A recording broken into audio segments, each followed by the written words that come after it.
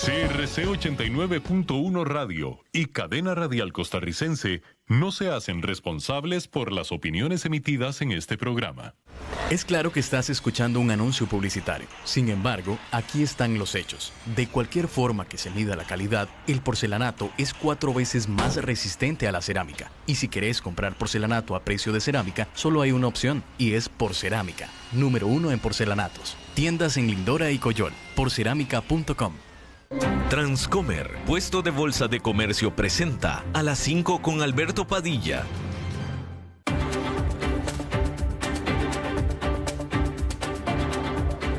Inicia A las 5 con Alberto Padilla. Un programa diseñado con el objetivo de llevarte diariamente un tema de actualidad, acompañado siempre de reconocidos editorialistas, de lunes a viernes a las 5 de la tarde por CRC 89.1 Radio. A las 5 con Alberto Padilla.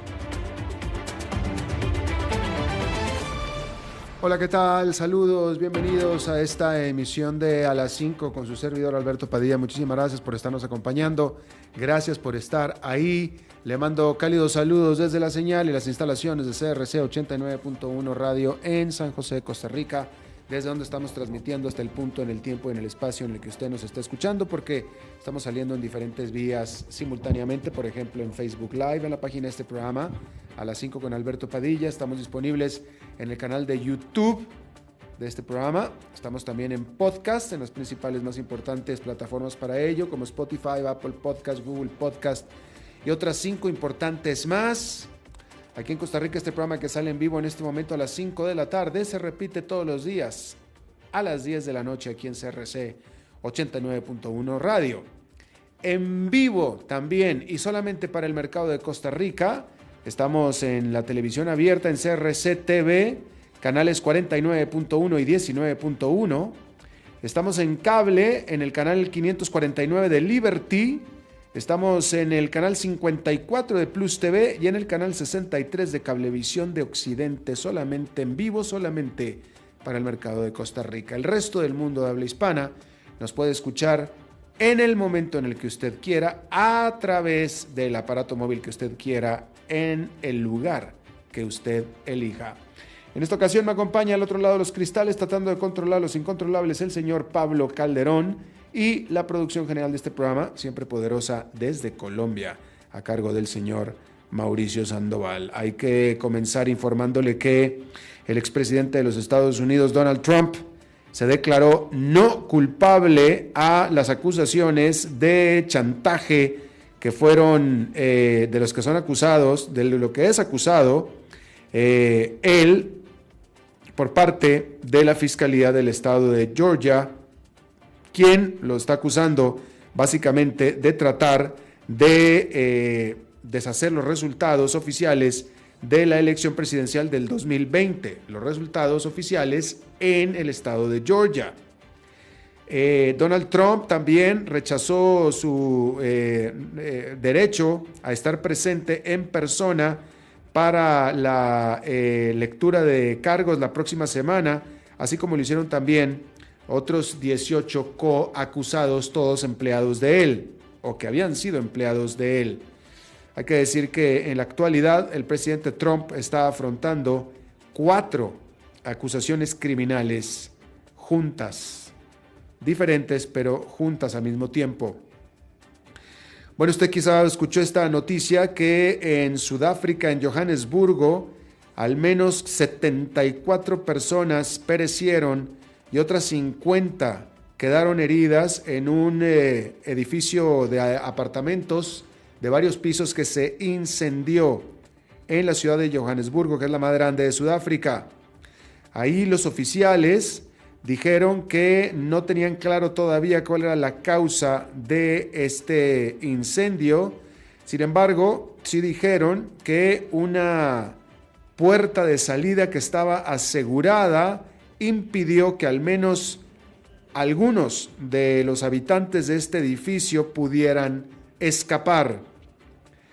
Muchos de los que vivían ahí son inmigrantes indocumentados de países vecinos de Sudáfrica.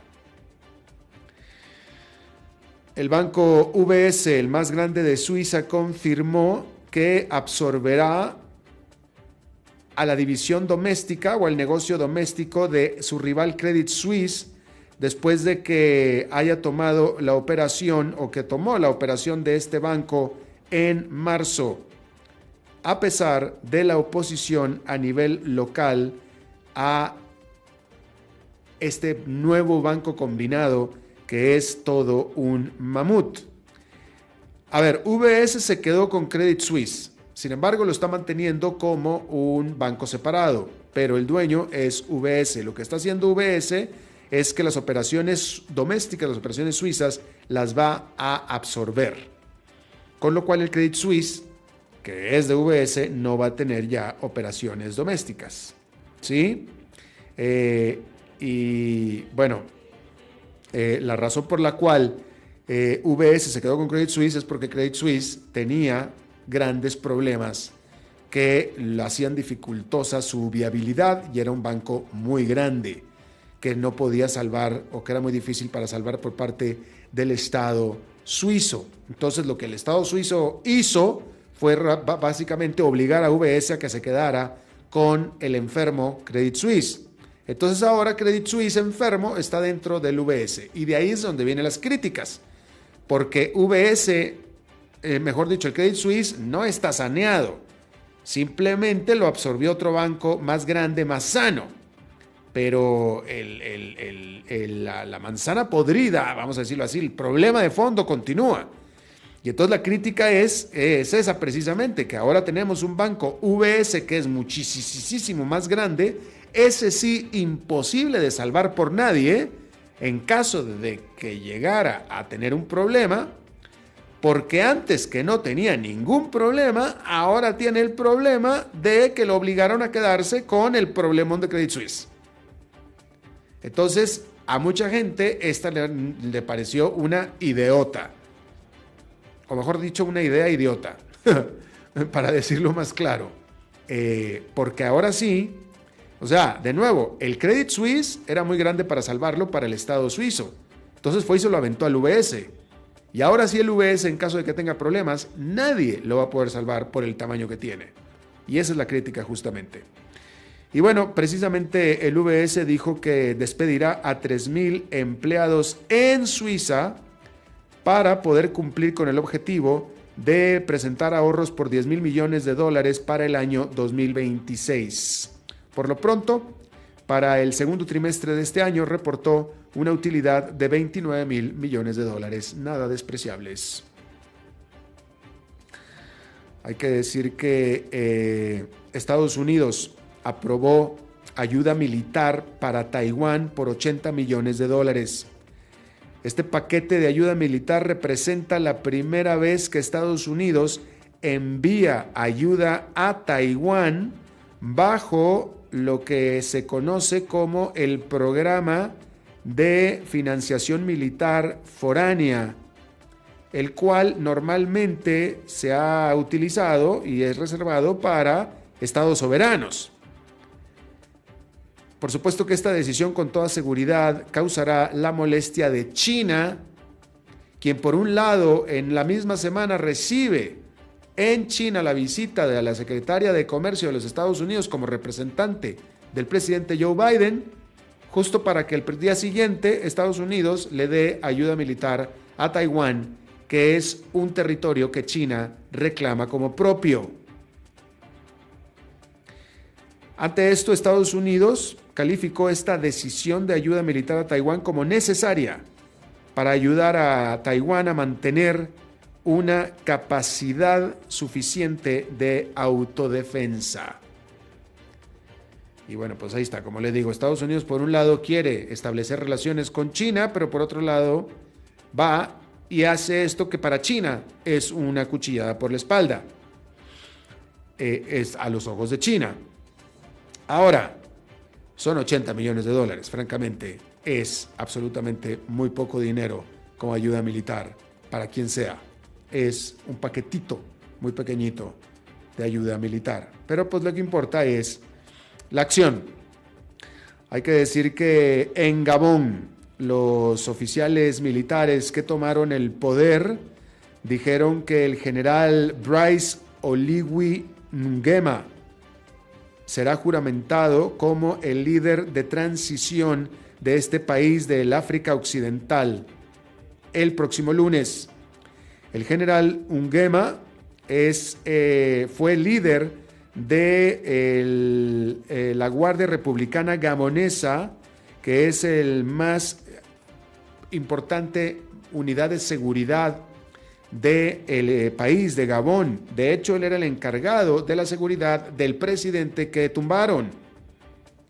De hecho, también, según se reporta, este hombre, que va a ser el nuevo líder de transición en Gabón, es primo del señor Ali Bongo, que es el presidente que tumbaron, y que se permanece bajo arresto domiciliario. Y bueno, no muy lejos de ahí, en Níger, en el drama que se ha hecho con el embajador de Francia en Níger.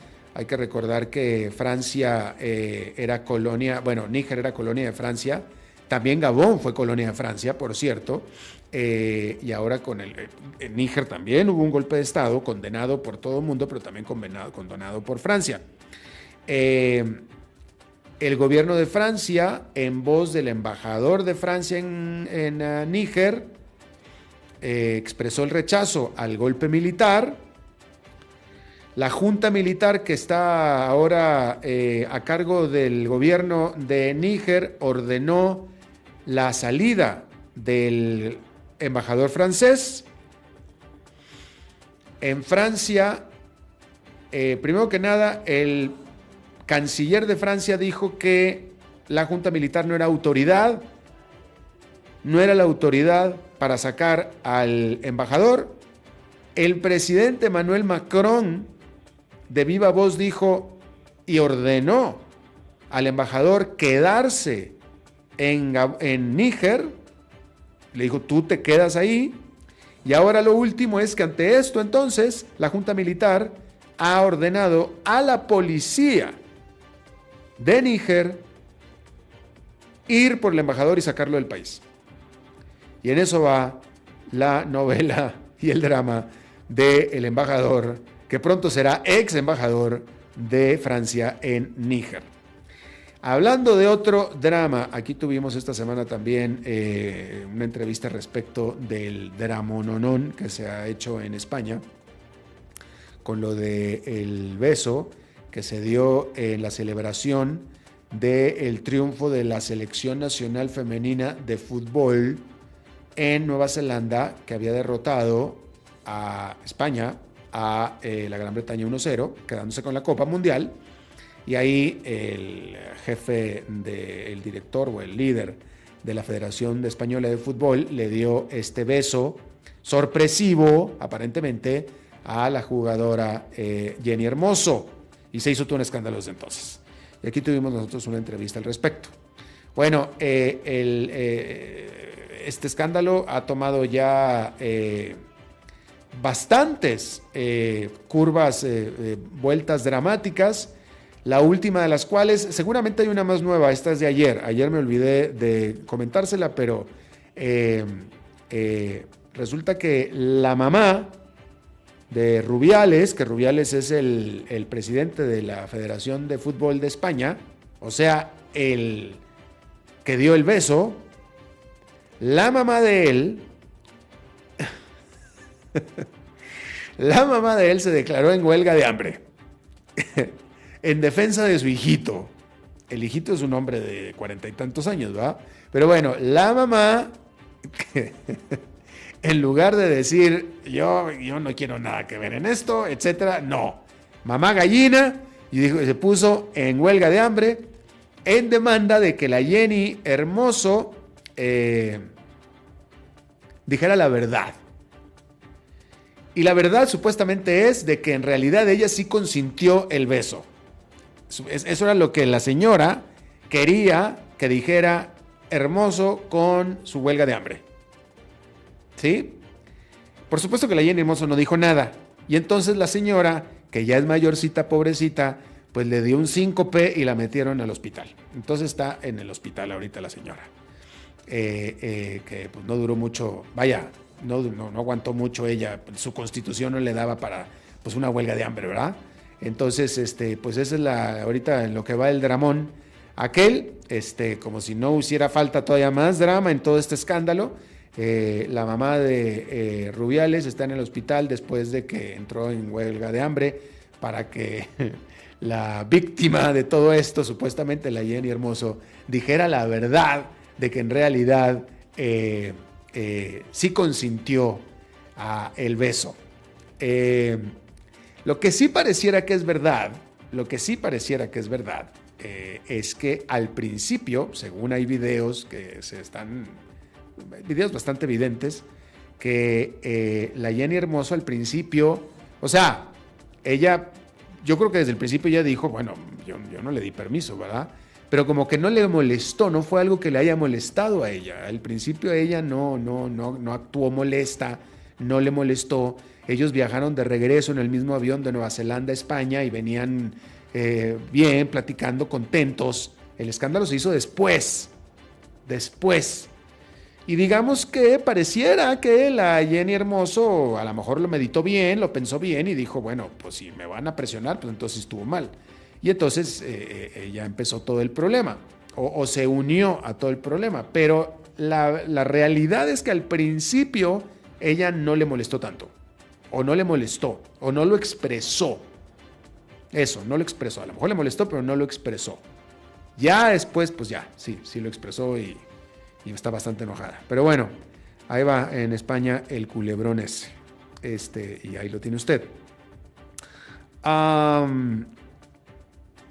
Hay que decirle que hablando sobre la inflación en la Unión Europea, allá hay que decir que la inflación para el mes de agosto fue de 5,3% en la zona del euro, y este nivel de 5,3% es el mismo que se presentó en julio, es decir, no hubo cambio.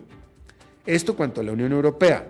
Francia, que es la segunda economía más grande de la Unión Europea, ahí la inflación subió a 5,7% anual en el mes de agosto, que es arriba del 5,1% que se presentó en julio, y principalmente esto fue por aumentos en los precios de la energía. Hay que decir que una cosa es que en el caso de la Unión Europea, que la inflación haya dejado de subir o no esté subiendo más, o que en el caso de Francia esté subiendo muy poquito, que eso ya es malo. Y otra cosa diferente es que está dejando de crecer la inflación, pero se quedó en un nivel alto, que es de 5,3%. Por lo tanto, esta persistente, por no decir necia, inflación ha causado muchísimas conjeturas sobre si acaso el Banco Central Europeo aumentará las tasas de interés de nuevo en su reunión de septiembre. O sea, ya prácticamente de este mes.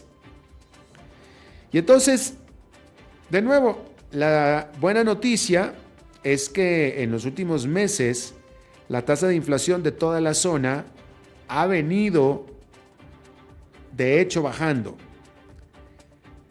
Pero la mala noticia es que bajando con la inflación también ha sido la actividad económica.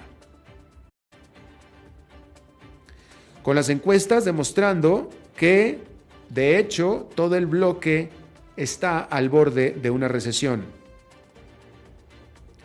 Y eso ha dejado a los observadores del mercado, pues particularmente fijados, preocupados sobre los datos de inflación, los cuales, como estábamos diciendo, el Banco Central Europeo tendrá forzosamente que tomar en consideración en su reunión de política monetaria de este próximo 14 de septiembre, donde deberá de decidir si sube de nuevo las tasas de interés o no. Y este resultado de la inflación de agosto, en el cual la inflación permaneció estable sin cambio con respecto a la de julio, estacionada la inflación en 5,3% no ayuda mucho a los pronosticadores. No ayuda mucho realmente. Sin embargo, la inflación subyacente, que es la inflación que queda cuando se le eliminan los volátiles precios de los combustibles y los alimentos, está mostrando una caída lenta pero sostenida. Aunque por supuesto aún se mantiene por encima del objetivo del Banco Central del 2%. Por tanto, los agresivos contra los moderados, los halcones contra las palomas, ambos están encontrando argumentos en sus posiciones respecto de estos resultados, respecto de estas cifras. Y bueno, veremos que el Banco Central Europeo probablemente y simplemente vaya a decidir a mantener su política actual, que es esperar a que haya datos más concluyentes, más decisivos en el mes de septiembre. Y veremos si eso podrá ser acaso posible. Y bueno, pues ahí tiene usted eso. Vámonos al otro lado del mundo, a una de las otra de las grandes economías emergentes de globales, que es la India, y hay que decir que hacia principios de año el gobierno de la India lanzó un programa de gasto de capital masivo, por supuesto que con mucha fanfarria, y pues jueves algunos de los retornos a esta inversión fueron revelados con el dato del Producto Nacional Bruto a el primer trimestre del año fiscal. Hay que decir que el crecimiento real dio un salto de 7,8% anual, viniendo del 6,1% del trimestre anterior. Y este salto fue liderado por un explosivo sector de servicios y también, por supuesto, por el salto en el gasto gubernamental. Algunas partes de la economía, sin embargo, otras partes de la economía han resultado o han probado ser pues menos robustas de lo que se estaba esperando. Por ejemplo, el crecimiento en la manufactura cayó a 4,7% desde el nivel de 6,1% del año pasado. Así es que ahí tiene esa dicotomía en la economía de la India. Algunos analistas habían esperado que el clima ambiental errático que ha caído sobre aquel país hubiera afectado a la producción de agricultura. Sin embargo, este sector al final quedó bastante fuerte, reportando un crecimiento de 3,5%. Hay que decir que, sin embargo, el aumento en los precios de los alimentos todavía pudiera afectar a la demanda y de hecho hacerla que disminuya, aunque se espera que esto sea de menor medida. Con todo y esto, India todavía permanece en su camino para ser y para registrarse como la economía grande de más crecimiento en el mundo. Mucho más que China. China está teniendo problemas profundos. India no. India todo lo contrario. Así es que ahí tiene usted eso. Déjeme le informo sobre en Estados Unidos, la inflación ahí mostró nuevas señales de enfriamiento durante el mes de junio, según un indicador publicado, un indicador que se publicó y que es muy seguido por la Reserva Federal, que es el Banco Central de los Estados Unidos. El índice de precios de los gastos de consumo personal, excluyendo alimentos y energía, aumentó solamente un 0,2% respecto al mes anterior, que es en línea con la estimación del Dow Jones, dijo el Departamento del Comercio. El conocido PCE básico aumentó un 4,1% respecto al año anterior, frente a la estimación del 4,2%. La tasa anual fue la más baja desde septiembre del 2021 y marcó una disminución con respecto al ritmo del 4,6% de mayo. La inflación general del PCE, incluidos los costos de alimentos y energía, también aumentó un 0,2% mensual y un 3% anual. La tasa anual fue la más baja desde marzo del 2021 y bajó del 3,8% en mayo. Este viernes, se va a dar el último reporte sobre el empleo de los Estados Unidos y va a ser muy observado para confirmar cuál es la tendencia del mercado laboral de Estados Unidos y con él del resto de la economía de Estados Unidos. Eso va a ser este viernes, es decir, mañana. Se espera que sea, este reporte sobre el empleo es muy, muy seguido porque es la última temperatura, la más, básicamente es la única parte de la economía de Estados Unidos que permanece robusta y que es la que evita el espectro de la recesión y evita que siquiera se piense que Estados Unidos está siquiera desacelerándose de manera importante. ¿Me explico lo que le digo? Entonces hay que ver qué es lo que va a decir mañana este reporte para confirmar la tendencia del crecimiento de la economía de los Estados Unidos. Pero eso va a ser mañana, este viernes. Fíjese este dato que está diciendo The Economist, que me parece muy interesante. Actualmente en el mundo existen 12.500 ojivas nucleares. O si usted quiere, 12.500 bombas nucleares repartidas entre los países que tienen bombas nucleares. 12.500. Que suenan muchísimas, por supuesto. Imagínese usted, 12.500 ojivas nucleares, ¿sí? Sin embargo, esta es una cifra fraccional con respecto a las que existían en 1986, porque en 1986 había 70.400 ojivas nucleares. En 1986. De ahí, tratados de disminución nuclear es lo que habría hecho eso precisamente, la disminución. En el 86 había 70.400 ojivas nucleares, hoy hay solamente 12.500. Es decir, el mundo puede ser destruido varias veces menos. Todavía puede ser destruido varias veces, pero varias veces menos que lo que se podía destruir en el 1986.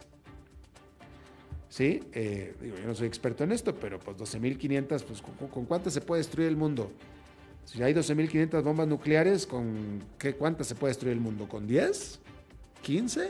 ¿No más que eso? Diría yo. ¿No? Creo yo. No hace falta muchas bombas nucleares para destruir el mundo. Pero bueno, hay 12.500. Ahí lo tiene usted este dato. Vamos a hacer una pausa y regresamos con nuestra entrevista de hoy. A las 5 con Alberto Padilla. Por CRC 89.1 Radio. Ok, ya te has reído con nosotros, has aprendido con nosotros y nos hemos conocido más. Pero es hora de ponernos serios. El mejor momento para invertir fue hace 10 años y el segundo mejor momento para hacerlo es hoy. Entra a transcomer.com, convertite en un inversionista y transforma tu destino. Transcomer, puesto de bolsa de comercio. Construyamos juntos su futuro. Somos expertos en eso. Acueductos y Alcantarillados trabaja para ofrecerle más y mejores servicios. Con una inversión de más de $1.000 millones, la Ruta del Agua está agilizando la construcción de acueductos a nivel nacional para llevar agua potable a más de 1.300.000 personas. Y por medio de la ruta de saneamiento, se está impulsando la construcción de alcantarillados sanitarios que beneficiarán a más de 1.200.000 personas. AIA, haciendo que fluya el desarrollo. Es claro que estás escuchando un anuncio publicitario. Sin embargo, aquí están los hechos. De cualquier forma que se mida la calidad, el porcelanato es 4 veces más resistente a la cerámica. Y si querés comprar porcelanato a precio de cerámica, solo hay una opción, y es Porcerámica. Número 1 en porcelanatos. Tiendas en Lindora y Coyol. Porcerámica.com.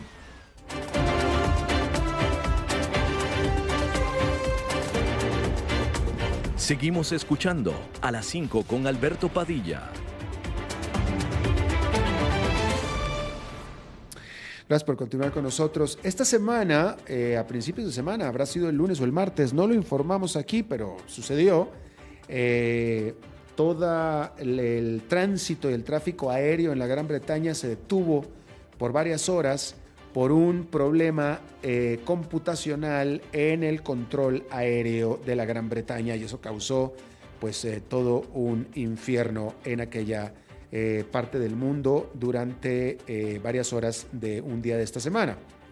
No es la primera vez que un fallo informático afecta a las operaciones aéreas. En Estados Unidos, varias aerolíneas han tenido fallos informáticos que las han paralizado y se hace todo un caos espantoso. Ahora, Toyota, que es la automotriz más grande del mundo, japonesa, también se está enfrentando a una nueva interrupción de su producción por causa de un fallo informático. Toyota tomó la decisión de suspender la fabricación en todas sus plantas de Japón debido a un problema de su sistema de pedido de piezas. Y como resultado de esto, las 28 líneas de producción en sus 14 fábricas quedaron inmovilizadas, dejando un impacto significativo en este que es el mayor fabricante de automóviles en Japón y también del mundo, pero nada más afectó a las operaciones de Japón. Sin embargo, usted que es empresario, imagínese que su empresa, cualquiera que ésta sea, haya tenido que dejar de operar por un día, por unas horas, por un fallo informático.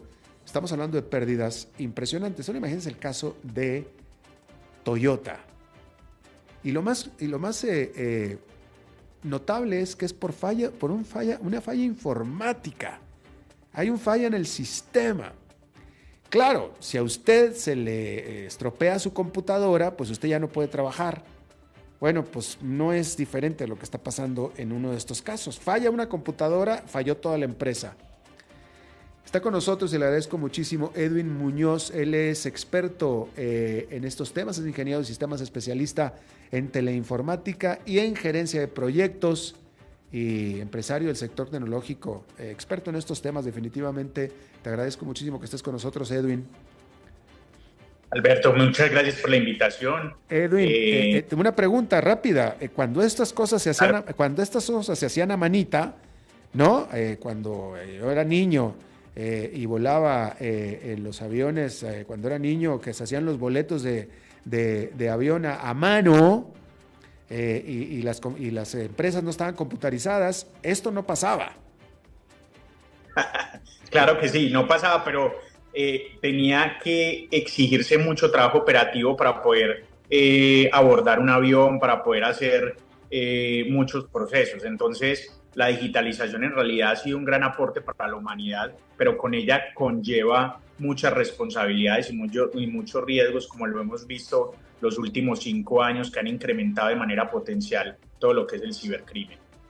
Definitivamente. Ahora, ese es otro punto. En el caso de Toyota, Según la nota, no hubo un hackeo, según la nota que yo estoy leyendo, no hubo un hackeo, no hubo nada, sino fue una falla informática. ¿Cómo es posible? Yo quisiera pensar que Toyota, hablando de Toyota, y estamos en Japón, debe de tener lo más sofisticado y moderno, lo último en tecnología informática, y yo diría, uno hubiera pensado a prueba de fallas. Y falló.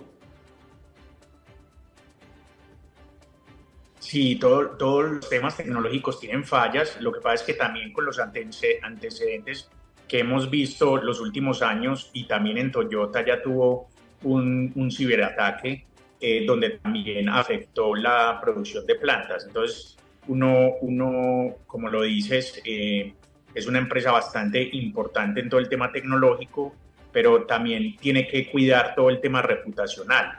Entonces, creo que están dándole un manejo bastante reservado, pero ya la táctica que están utilizando los hackers es que también están yendo a atacar la infraestructura. Entonces, de esa manera vemos este tipo de ataques y en el último año se ha venido incrementando casi un 200% todo el tema de ciberataques. Japón no ha sido exento de ellos. En los últimos 3 años ha tenido 13 ataques que han perpetuado y hecho bastante daño en Japón. En este momento el que más ha tenido es Estados Unidos, que le hicieron 156 ataques que se materializaron, pero tiene alrededor de 421.000 millones de intentos de ciberataque. Entonces, mira que el volumen que ha venido presentándose en todo el tema de ataques es bastante elevado. Entonces, ¿tú nos estás confirmando que lo que le pasó a Toyota fue un ciberataque? No puedo confirmar eso, pero según los antecedentes que hemos visto con Toyota, que ya ha recibido tuvo un impacto fuerte en ese ciberataque, y el impacto que ha tenido, que no han podido reestructurar todavía la operación, da indicios de que puede ser un ciberataque.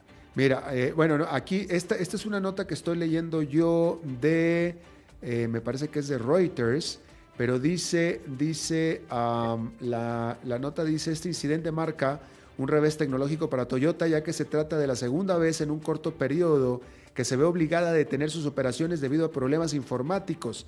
Aunque en esta ocasión se ha descartado un ciberataque, el fallo en el sistema de pedidos de piezas ha generado una parálisis en la producción.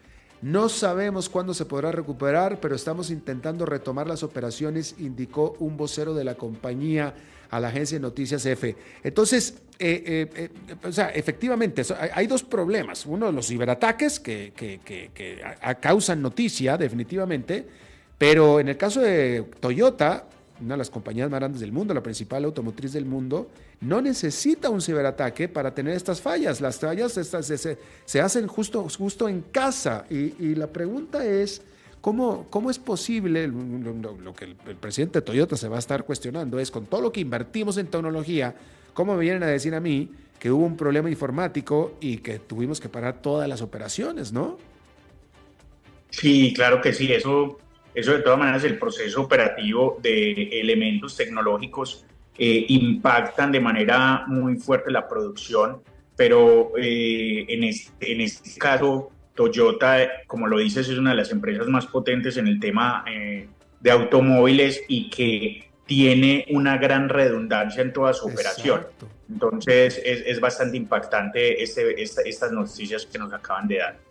¿Cómo nacen este tipo de fallas? Como tú bien dices, Toyota tiene redundancia, tiene todo, y aún así le falló y le paró toda la producción. ¿Cómo una empresa que invierte y hace todo lo posible, incluso hasta para evitar ciberataques, porque todo parece indicar que no fue un ciberataque, pueda tener un problema tan severo como para parar operaciones, que le ha sucedido también mucho a las empresas en Estados Unidos, aunque en este caso ha habido acusaciones, en el caso de Estados Unidos ha habido acusaciones de que no han invertido lo suficiente?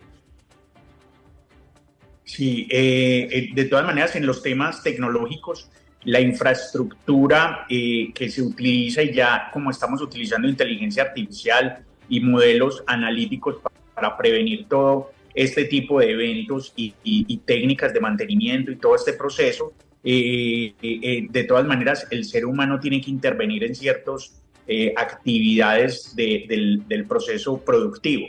Entonces, estos eventos se pueden presentar, aunque en empresas tan grandes no es muy impactante que dure tanto tiempo un proceso de estos. Por eso es que hay que seguir más la noticia para ver que nos informan de qué fue lo que pasó en este caso como tal. Y adicionalmente, como Taiwán y otros países viene reduciendo toda la producción de microprocesadores, de circuitos y todo esto, también es posible que por el desabastecimiento mundial en dispositivos tecnológicos también pueda ser una pieza de bastante envergadura en este proyecto y que no pueda ser conseguido en Japón o en estos países como tal. Claro. Ahora, déjame, te hago una pregunta, Edwin, porque en algunas instancias, en algunos negocios, quiero pensar que en algunos negocios que apenas están empezando a adoptar tecnología, no sé, tú me lo dirás a mí, pero hay algunas instancias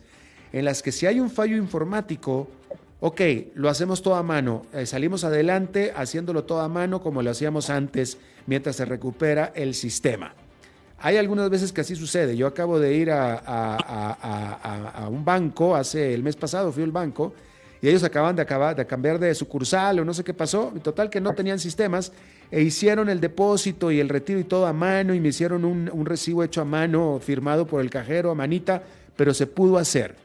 Pero evidentemente, por lo que estamos viendo en Toyota, cuando ya la situación es muy robotizada y muy informatizada literalmente, si hay una falla informática, estás out. No hay nada que hacer, no hay una alternativa. Estás a disposición de la computadora.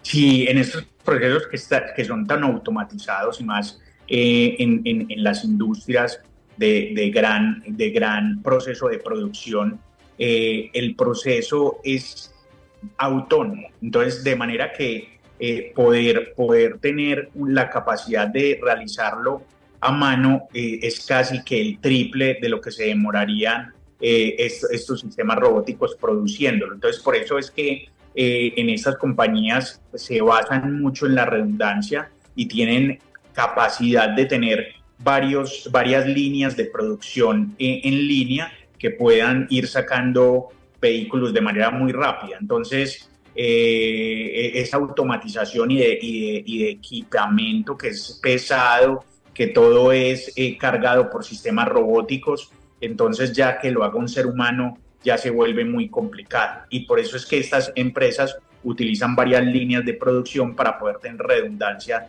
y que este tipo de eventos no se presenten. Habría que analizar muy bien qué fue lo que nos pasó aquí en Toyota. ¿Y qué fue lo que pudo haber pasado? Es decir, ¿en qué momento, qué puede pasar cuando no sufriste un ciberataque? Por lo que parece que está pasando aquí, no hubo un ciberataque. Tienes equipo de última generación, invertiste todo lo que pudiste haber invertido en automatización y en robótica y etcétera. Tienes los mejores ingenieros en computación, tienes todo lo estás haciendo bien y aún así todo falla. ¿Cómo puede ser posible? Sí, estos eventos de impacto más a estas compañías que tienen gran cantidad de recursos para inversión, que tienen un equipo, como lo dices, bastante de alto nivel para poder solucionar problemas de alto impacto, es muy poco probable de que sea un daño en un core de sistema y que dure tanto este tiempo de rehabilitación. Tocaría, como te digo, analizar muy bien el evento como tal, porque estas empresas tienen todo un sistema de redundancia para poder reaccionar ante eventos de fallas y más en el proceso operativo, que es el que produce todos los vehículos como tal. Edwin, ¿cómo alguien, como tú, como experto en tecnología y que tú estoy seguro que eres vendedor y promotor de tecnología y de digitalización y de todo eso, cómo alguien como tú puede en este momento, con una noticia como la de Toyota, donde está parada, donde tuvo que detener toda la producción porque le falló la computadora y la tecnología, vender tecnología a cualquier empresa, decirle, porque gran parte del punto de venta es eficiencia, operatividad, no fallas, los humanos fallan, la computadora no, pero estamos viendo que Toyota falló todo, que hasta tuvo que parar operaciones. ¿Cómo defendemos esto? Sí, aquí es muy importante, siempre cuando vamos a abordar un proyecto de esta envergadura, es crear mecanismos de redundancia. Lo mismo, por ejemplo, con lo que hemos visto en los últimos años de cómo se ha incrementado el tema de ciberataques y que secuestran la información y te capturan los datos y publican toda esta información en la dark web. También se crean ecosistemas de redundancia y de backup que permiten restaurar la operación de manera muy rápida. Y en estos tipos de industrias de producción, lo que se crean es varias líneas de producción independientes, donde cada línea es autónoma y ejecuta sus actividades de manera independiente. Entonces, la probabilidad que se dañen dos líneas al mismo tiempo es muy baja, ya que la redundancia es activa, o sea que cada una no tiene ningún dispositivo que se comparta y ejecutan todo el proceso de manera automática y no dependen en ninguna parte la ejecución de cada una. Entonces, si se daña cualquier dispositivo de una de las líneas, no afecta a la otra línea. Entonces, de esa manera, nunca se pararía la producción. Y cuando son compañías tan importantes como lo que hemos visto con Toyota, se crean hasta 3 y 4 líneas de redundancia, donde la probabilidad de que se dañen las 4 líneas al tiempo sin compartir ningún dispositivo o ningún proceso autónomo o de automatización dentro de la actividad impacte a ninguna de las otras líneas. Entonces, por eso, de esa manera se baja la probabilidad de que se pare el 100% de la operación. Y lo mismo se hace en compañías que son de alta transaccionalidad, como son los bancos, como son las industrias de datos, en la cual también se coloca redundancia de servidores, redundancia de backup para que el impacto en algún tipo de falla o de ataque cibernético disminuya en el momento de parar una operación. Entonces la probabilidad es muy baja y de esa manera es que a nuestros clientes se les ofrece toda una estrategia de infraestructura y tecnología que le permita mantener la disponibilidad en su 100%. Ok, ahora, de manera rapidísima, porque ya se me acabó el tiempo, pero tú lo que me estás diciendo es que estás seguro de que Toyota tenía todo esto que me acabas de explicar. Entonces, si tenía todo esto que me acabas de explicar, ¿por qué le pasó lo que le pasó? Sí, se toca realizar un análisis y un seguimiento de este evento de Toyota, que fue lo que le paró el 100% la operación. Por eso, dentro de las estructuras computacionales, si tenían toda una ejecución a través de un core, y ese core era el que te controlaba toda la operación, eso que el de Toyota analizábamos que solo en la parte de pedidos que se afectó, y que ese fue el proceso que llevó a Toyota a que se parara toda la operación.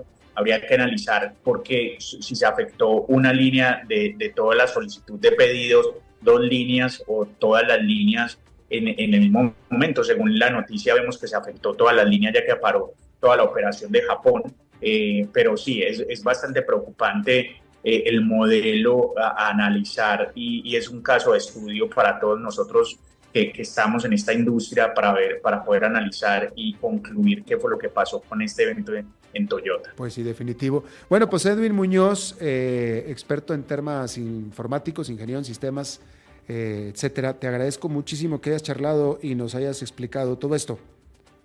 Muchas gracias a ti, un saludo muy especial para todos y estamos atentos a poderle hacer seguimiento a esta operación de Toyota. Gracias, muy amable. Pablo, vamos a una pausa, nos vamos directo. ¿Nos podemos ir directo? Bueno, pues es jueves entonces, y los jueves entonces siempre cerramos con la participación y la visita de nuestro buen amigo, el señor Dado, el señor Enfadado. ¿Cómo está usted, señor Dado? Yo no lo escucho, señor Dado. ¿Me escucha él a mí? Mejor vamos a un corte entonces y a ver si lo retomamos. A las 5 con Alberto Padilla, por CRC 89.1 Radio. Ok, ya te has reído con nosotros, has aprendido con nosotros y nos hemos conocido más. Pero es hora de ponernos serios. El mejor momento para invertir fue hace 10 años y el segundo mejor momento para hacerlo es hoy. Entra a transcomer.com, convertite en un inversionista y transforma tu destino. Transcomer, puesto de bolsa de comercio. Construyamos juntos su futuro. Somos expertos en eso. Acueductos y Alcantarillados trabaja para ofrecerle más y mejores servicios. Con una inversión de más de $1.000 millones, la Ruta del Agua está agilizando la construcción de acueductos a nivel nacional para llevar agua potable a más de 1.300.000 personas. Y por medio de la ruta de saneamiento, se está impulsando la construcción de alcantarillados sanitarios que beneficiarán a más de 1.200.000 personas. AIA, haciendo que fluya el desarrollo.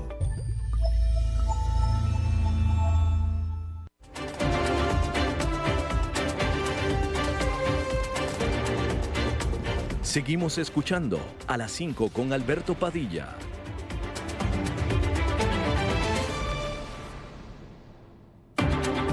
Usted, Padilla. ¿cómo le va? Bien, bien, Padilla. Adelante, por favor. Bueno, ahora si me escuchas bien, te cuento. Cuénteme. Hoy quiero hacer un pequeño viaje a mi país de origen, Argentina. Destacar dos cosas. La primera es el desastre económico que se está acelerando en el país. Recientemente el ministro de Economía y candidato a presidente por el oficialismo, Sergio Massa, determinó en la mitad de este mes que ya se termina, ordenó una devaluación muy fuerte que dijo que se le había impuesto el Fondo Monetario Internacional, y eso inmediatamente se trasladó a los precios, y el gobierno no tuvo otra mejor ocurrencia que decidir, un parate pero total a las importaciones, y ya lo están sintiendo muchos sectores de la industria, la farmacéutica, que no pueden importar desde insumos hasta medicamentos y otros aparatos necesarios para la medicina. Y el gobierno también, creyendo que puede aliviar el impacto de la devaluación con la consecuente inflación, ordenó, te estoy diciendo bien, ¿no? Ordenó el pago de unos $170 aproximadamente a los empleados públicos y privados.